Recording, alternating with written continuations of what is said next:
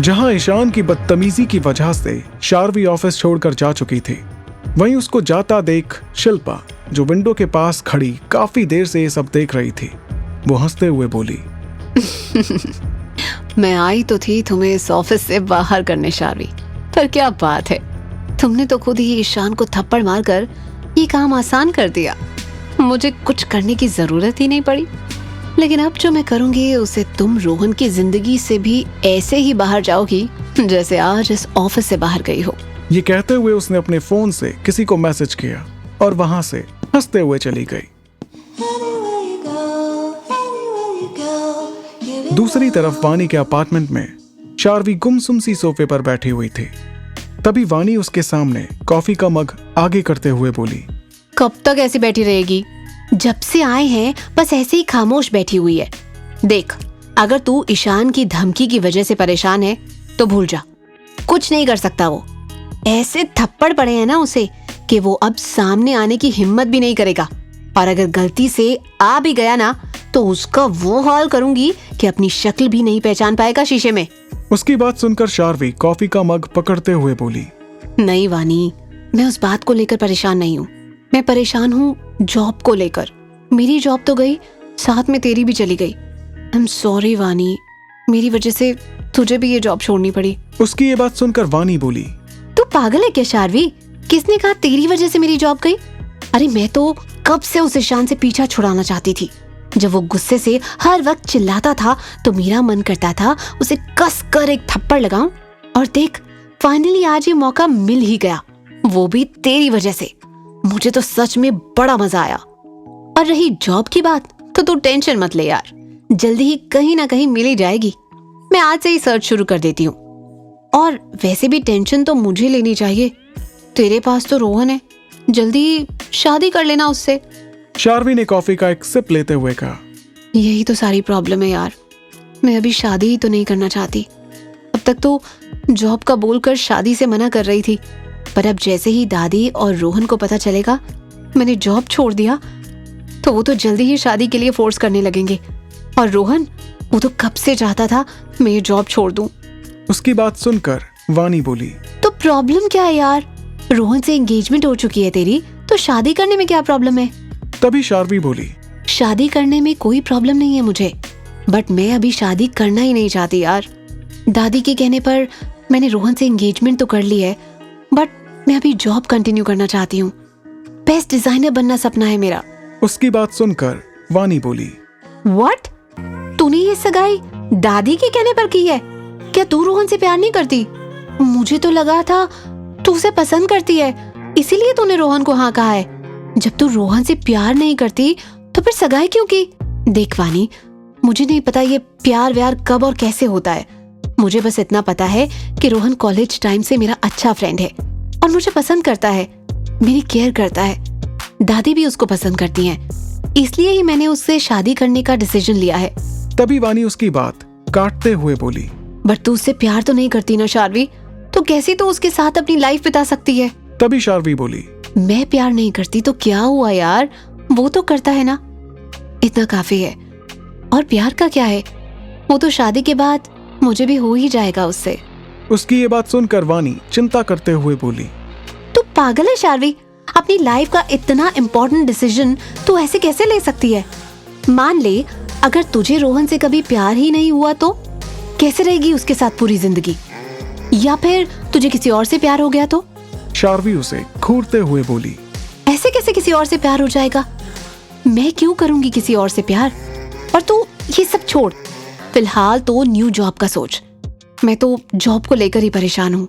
उसकी ये बात सुनकर वानी बोली, तू जॉब का टेंशन मत ले, मैं आज ही सर्च करती हूँ कहाँ पर न्यू वैकेंसीज हैं जॉब के लिए।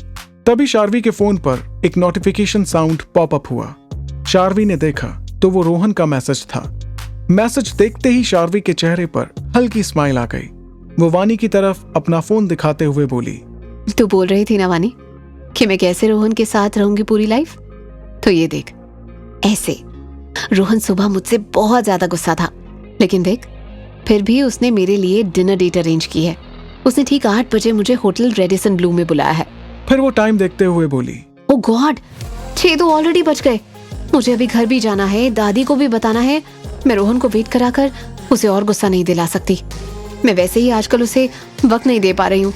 ये कहकर वो जल्दी से अपनी जगह से उठी और वानी को बाय कहते हुए वहां से चली गई। उसके जाते ही वानी बोली, काश तुझे रोहन से शादी करने के फैसले पर कभी अफसोस ना हो शार्वी, बट अगर तुझे किसी और से प्यार हो गया तो? ओफो, तू भी क्या सोचने लगी वानी? फिलहाल तो तुझे जॉब की ज्यादा जरूरत है, उसके बारे में सोच। ये कहते ही वो लैपटॉप लेकर उसमें न्यू जॉब सर्च करने लगी।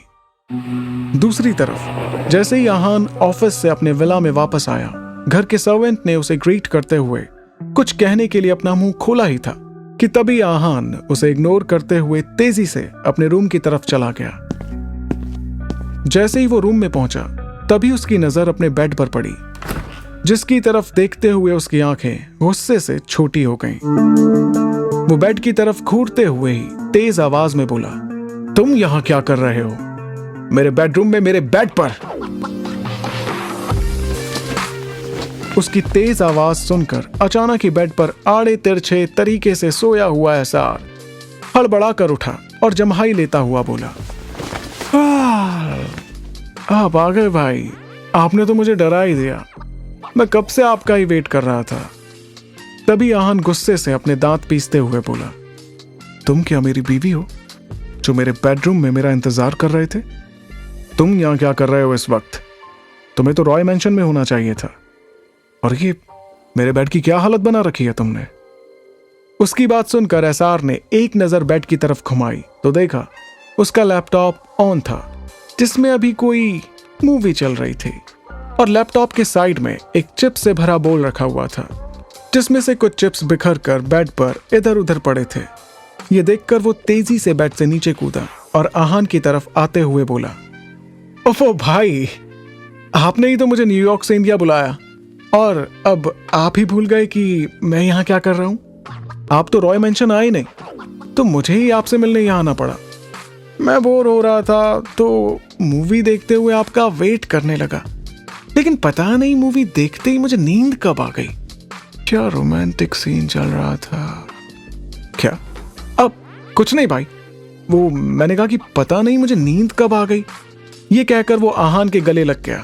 तभी आहान ने उसे खुद से दूर करते हुए कहा, मैंने तुम्हें यह नहीं कहा था कि यहां बिना परमिशन मेरे बेडरूम में आओ और आकर मेरे बेड पर पसर जाओ। ये जितना भी कचरा तुमने मेरे बेड पर फैलाया है ना, उसे अभी के अभी साफ करो। तुम्हें पता है ना, मुझे मैसीनेस बिल्कुल पसंद नहीं। उसकी बात सुनकर एसआर अपने दांत दिखाते हुए बोला, ओह ये तो मैं अभी साफ करवा सकता हूं भाई, वेट, मैं अभी सर्वेंट को बुलाता हूं। ये कहकर वो जैसे ही मुड़कर रूम से बाहर जाने वाला था, आहान उसका कॉलर पकड़कर उसे खींचते हुए बोला, ये सब सर्वेंट साफ नहीं करेंगे, ये सब तुमने गंदा किया है तो साफ भी तुम करोगे, और वो भी अभी। एसआर अपना कॉलर छुड़वाते हुए बोला, भाई मैं क्यों भाई? सर्वेंट्स है ना इस काम के लिए, वो कर देंगे। इस पर आहान उसे गुस्से से घूरता हुआ बोला, एक तो तुम बिना परमिशन मेरे रूम में आए और ऊपर से आकर इतनी गंदगी फैला दी मेरे बेड पर। ये सब तुमने फैलाया है, इसलिए साफ भी तुम ही करोगे। 5 मिनट्स, 5 मिनट है तुम्हारे पास, ओनली 5 मिनट्स। अगर 5 मिनट में तुमने ये सब साफ नहीं किया तो तुम जानते ही हो कि। ये कहते हुए आहान अपनी बात को अधूरा छोड़कर एसआर के गाल को अपने एक हाथ से थपथपाते हुए वॉशरूम की तरफ चला गया। उसके जाते ही एसआर मुंह बनाते हुए बड़बड़ाया, ओह गॉड, ये भाई भी ना, मुझे यहाँ आना ही नहीं चाहिए था। फिर वो मुंह लटकाकर बेड की तरफ देखने लगा। जैसे ही आहान वॉशरूम से बाहर आया, उसने देखा कि उसके बेड से चिप्स का बोल और लैपटॉप दोनों गायब थे, और साथ में एसआर भी, लेकिन बेडशीट अभी भी मैसी ही थी। ये देखकर वो गहरी सांस लेते हुए बोला, तुम्हारा कुछ नहीं हो सकता एसआर, इसकी पनिशमेंट तो तुम्हें सुबह मिलेगी, जस्ट वेट एंड वॉच। ये बोलकर वो अपने बेड की तरफ बढ़ा ही था कि तभी उसका फोन रिंग करने लगा। उसने एक नजर अपने फोन को देखा और फोन रिसीव करते हुए अपने कान पर लगाया। फोन के रिसीव करते ही उधर से कुछ आवाजें आई, जिसे सुनकर उसने सिर्फ इतना ही कहा, ओके, मेरे आने तक उस पर दूर से ही अपनी नजर रखना। ये कहकर उसने कॉल कट किया और तुरंत ही अपने रूम से बाहर निकल गया। दूसरी तरफ शार्वी जैसे ही रोहन से मिलने होटल रेडिसन ब्लू पहुंची, वहां जाकर उसे पता चला कि रोहन ने उसके लिए एक प्राइवेट रूम बुक किया हुआ था। वो रूम की तरफ जाते हुए मन ही मन खुश थी कि चलो अच्छी बात है, रोहन ने सुबह का गुस्सा भुलाकर उसके लिए डेट अरेंज की है। अब वो फाइनली रोहन के साथ थोड़ा टाइम बिता सकती है और उससे अपनी जॉब के बारे में बात कर सकती है। कहीं ना कहीं उसे यकीन था कि रोहन जरूर उसकी बात सुनेगा और समझेगा। वो जैसे ही अंदर गई, उसने देखा रोहन सोफे पर बैठा हुआ था और उसके सामने की टेबल पर वाइन की बॉटल्स रखी हुई थी। शार्वी को वहां देखते ही रोहन बोला, मुझे इतनी देर वेट कराने के बाद तुम आई गई शार्वी। उसकी बात सुनकर शार्वी बोली, बट मैं तो टाइम पर ही आई हूँ रोहन, तुमने ही तो मुझे इतने बजे आने के लिए कहा था। उसकी बात सुनकर रोहन नशे से लड़खड़ाता हुआ उसके करीब आकर बोला, पर इतने दिनों से तो वेट करा ही रही थी ना तुम मुझे। पहले एंगेजमेंट के लिए वेट कराया, एंगेजमेंट हो गई तो मुझसे बात करने का भी टाइम नहीं तुम्हारे पास, और अब शादी के लिए वेट करा रही हो। जैसे ही शार्वी को रियलाइज हुआ कि रोहन ने ड्रिंक की हुई है, वो उससे थोड़ा दूर होते हुए बोली, तुमने शराब पी है रोहन? तुमने तो कहा था ये हमारी डिनर डेट है, पर तुम तो पूरी तरह से नशे में हो, तो मुझे क्यों बुलाया तुमने यहाँ? तभी रोहन शार्वी के करीब आकर उसके गालों को पकड़कर अपने हाथ से दबाते हुए बोला, क्यों बुला नहीं सकता क्या तुम्हें? या अब भी कोई काम अधूरा रह गया है तुम्हारा? ये कहते हुए वो उसे किस करने के लिए आगे बढ़ने ही वाला था कि तभी शार्वी उसे रोकते हुए बोली, ये क्या कर रहे हो रोहन? तुमने कितनी ड्रिंक की हुई है? तभी रोहन उसे फिर से किस करने की कोशिश करते हुए बोला, क्या कर रहा हूं? अपनी फियांसी को किस ही तो कर रहा हूं। इस पर शार्वी उसे खुद से दूर धक्का देते हुए बोली, तुम ये नहीं कर सकते, तुम अभी होश में नहीं हो रोहन।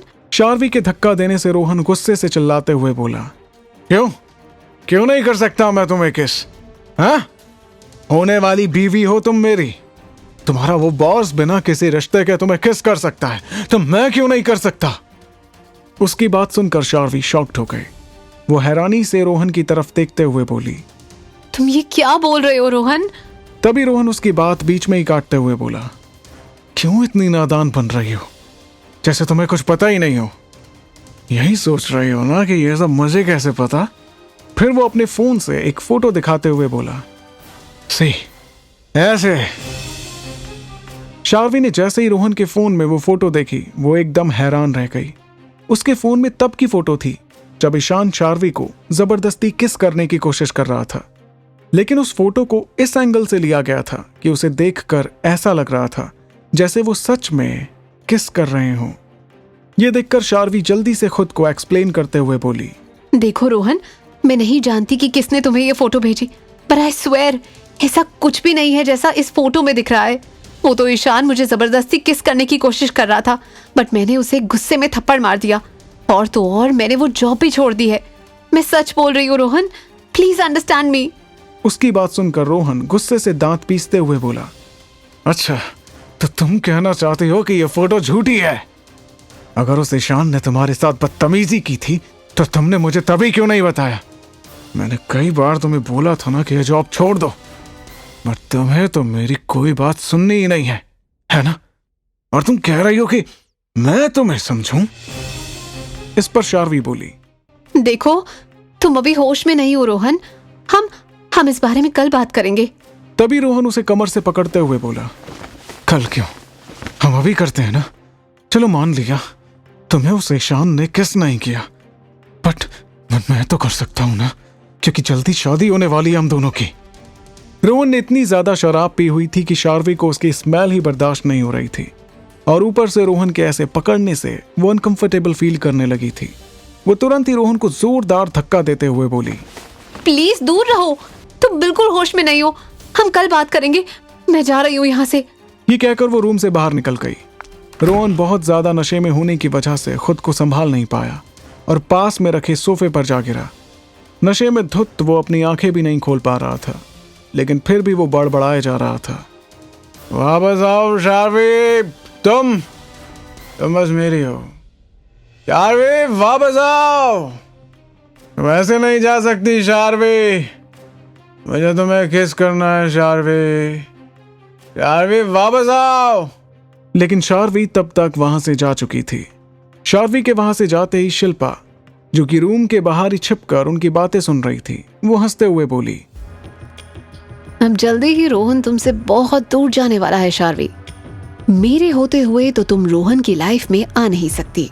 ये कहते हुए वो उस रूम के अंदर चली गई। एक्चुअली रोहन को वो तस्वीर भेजने वाली कोई और नहीं बल्कि शिल्पा ही थी, जिसने ये सब चाल चली थी ताकि वो रोहन को शार्वी से अलग कर सके।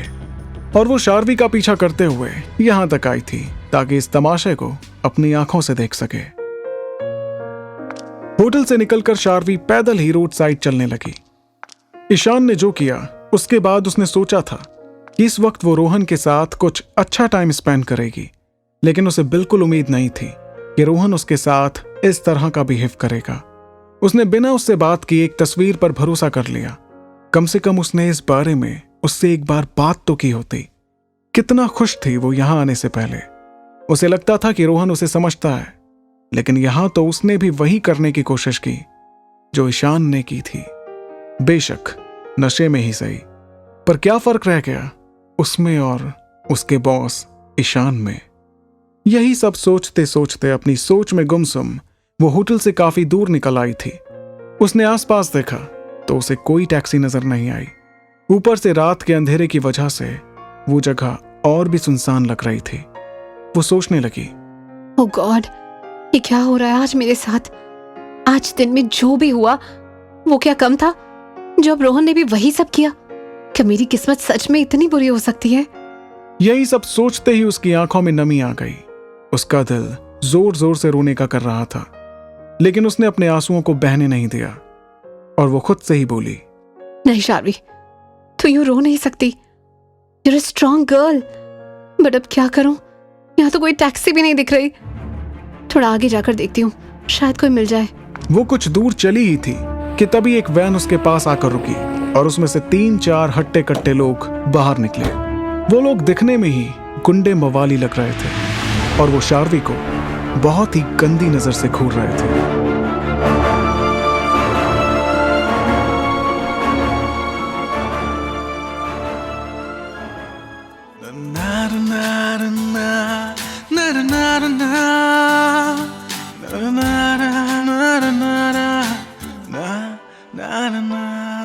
एहसास तेरा हर पल साथ है, अब तू ही जिंदगी है, तू जान है।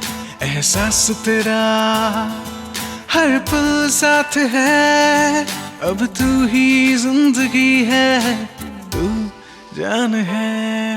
हेलो फ्रेंड्स, मैं हूं आरजे रिवांश। उम्मीद है कि आपको ये कहानी पसंद आ रही होगी, और अगर आपने अभी तक मेरे चैनल को सब्सक्राइब नहीं किया है तो इस कहानी से जुड़े अपडेट्स सबसे पहले पाने के लिए अभी मेरे चैनल को सब्सक्राइब कीजिए, बेल आइकन को प्रेस कीजिए, स्टोरी को शेयर करना बिल्कुल मत भूलिए और नीचे थैंक्स बटन को प्रेस कर रिवांश को सपोर्ट कीजिए।